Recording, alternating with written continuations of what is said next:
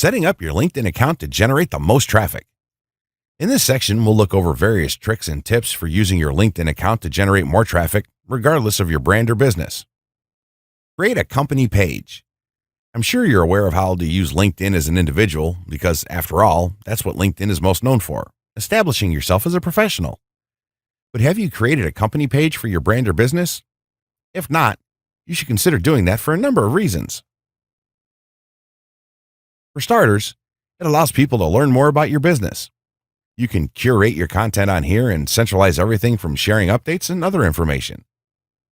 To drive people to your company page, just ask each of your employees or even followers of your brand, such as subscribers of your list, to connect with your company page from their own personal profile. You'd be surprised how many people out there are actively using LinkedIn on a daily basis. Company pages can also feature job postings as well as other information about your products or services. As an additional bonus, company pages rank very well for branded organic searches.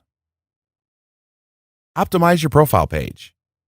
For starters, you should make sure you have a good profile picture, a complete summary that introduces yourself or your company, and a concise history of achievements and experiences. Don't overlook the importance of these fundamentals within your profile page. Here's just a few ways to optimize your profile. Write a summary that clearly explains what you do or what you'd like to do. Make it easy for people to contact you via email or LinkedIn. Be honest, be specific, and use numbers when possible. Read your profile out loud and look out for typos.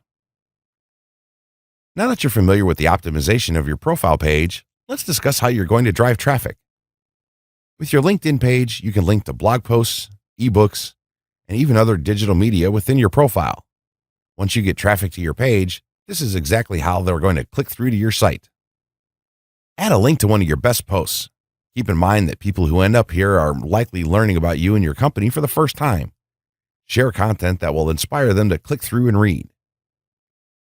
Your media will appear in your summary, which is one of the first things people see when viewing your profile.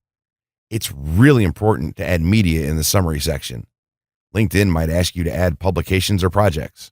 You can create external links with those features, but they appear at the bottom of your profile. Stick to the summary for maximum exposure. Focus on your summary. Nowhere should your profile be more differentiated than in the summary section of your LinkedIn profile. This is your opportunity to describe yourself in the context that you want to use the network. For instance, a person conducting an open job search might explicitly write that in the summary, or a person seeking to establish thought leadership within their field might highlight their accomplishments and how they demonstrate their expertise. Louise Fletcher of Blue Sky describes her ideal template for this section as 5 paragraphs, while Laura Smith-Prawl of Job Hunt suggests focusing on the readability of this section above everything else. The summary communicates everything, really. It's the first substantive thing that people will read on your profile and should communicate while you're using the network, or in the case of incognito job searches, intimate as such. Customize your URL. This may seem like a trite thing, but the impression that the link linkedin.com/Jim Doherty makes as opposed to linkedin.com/in/A5620E9 is both subtle and substantive.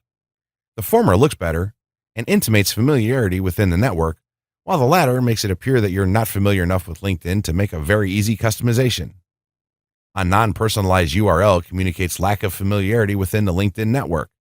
A custom URL may make it easier to remember your profile and to navigate back. Also remember that when you create this type of business plan, you should use estimates and projections that aren't overly optimistic. Make sure that your plan will work in a worst-case scenario and don't put unnecessary stress upon yourself. This way, you will only be pleased by the results you end up achieving.